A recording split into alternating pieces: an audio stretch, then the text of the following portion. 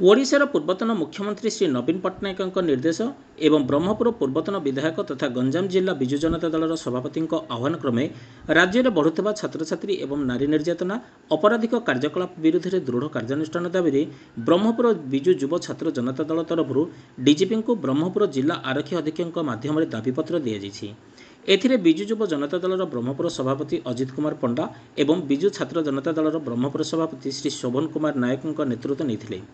एथिरे ब्रह्मपुर समस्त कॉलेज छात्र छात्री कॉर्पोरेटर भाई भौणी एवं युवगोष्ठी माने जोग देथिले।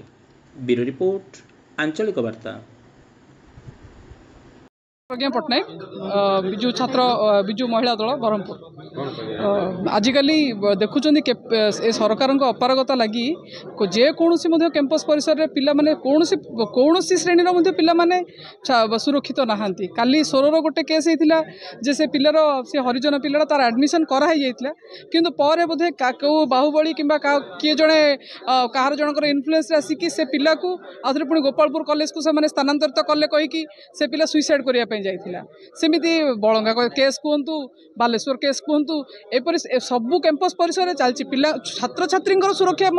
ए सरकार ठीक से नहीं पारना कि से दायित्व से ठीक से बहन कर पारना। तेणु आम आज गोटे मेमोरेंडम दबाक आसलु जे एटलिस्ट पिला आम पिला जो मैंने आम भविष्य से सुरक्षा करूँ ए सरकार को देखो तो अति खराब लगुच कहवाकू जे आज ये सरकार बहुत अपारग सरकार बनी सारा। दरदाम वृद्धि, शिक्षार अनियमितता, स्वास्थ्य अनियमितता यहाँ तो गोटे कथा सब जिन गोटे सीमा थाए आउ ए सब सीमा तो टपी सारे। ताठू बड़ सीमा हूँ जघन्य सीमा टपिला नारी निर्यातना, छात्री निर्यातना, विभिन्न अपराधिक मामला मर्डर हाफ मर्डर यही सब केस। एपाई आज ओडिशावासी ए सरकार को विश्वास करना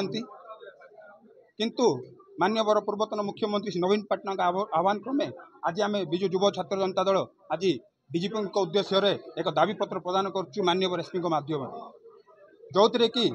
जानी गत किछि दिन पूर्वे बालेश्वर एफएम कॉलेज रे गोटे छात्री निज देहरे पेट्रोल ढाली आत्महत्या करथिला। से आत्महत्या नुह आपण माने जानी यह आत्महत्या ने एक हत्यार परिवर्तन है। देखंतु एबीवी जो संगठन अच्छी से संगठन सबू सहर सबू गली कंदी join ABVP join ABP join ABP poster banner मार्चंट पिला माने ये सब जिनस देख खुशी होगी जॉइन कर जदि तुम संगठन जॉइन करुचु हाँ ताकू एक षड्यंत्र करी ताकू हत्या करदब कहीं कहूँ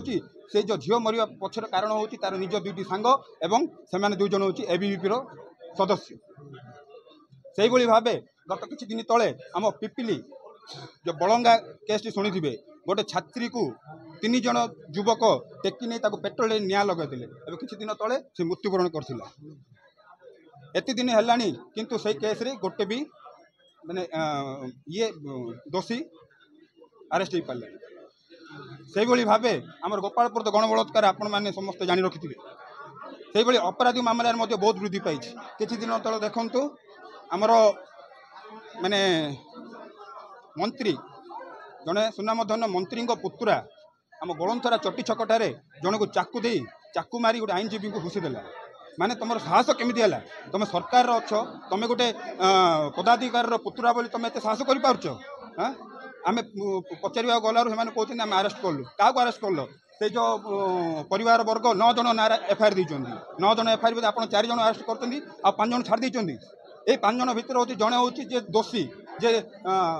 दीपक जेना ना पुतुरा आपड़ कहते धरी पान कौन तार बेल हवा पर जगी मुझे पचार चाहे पुलिस को ओडिशा सरकार को तार कौन आरेस्ट माने बेल हवा पर आरेस्ट कर जगी जदि से आरेस्ट ना आम ये जो आंदोलन देखिले या तीव्र आम राजरास्तार ओह्लैबू आम छाड़बूनु सर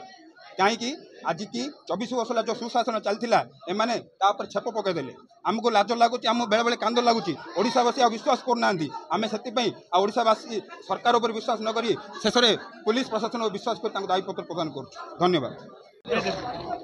बीजेपी सरकार आसला परे सारा ओडिशा रे छात्र एवं छात्री प्रति अत्याचार चली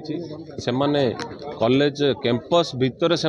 सुइसाइड करने पछघुंचा दौना ए प्रकार वातावरण बीजेपी सरकार ओडिशा रे सृष्टि करिछि। आज आमे ब्रह्मपुर शहर अंतर्गत Khallikote college, Vinayak college, law college, Mahamai college, women's college समस्त छात्र छात्री मिसी आज आम ब्रह्मपुर एसपी द्वारस्थ होइछु एवं तांकु मेमोरेंडम माध्यम जन दि जाइछु जे आगामी दिन में कॉलेज कैंपस भितर जदि छात्र एवं छात्री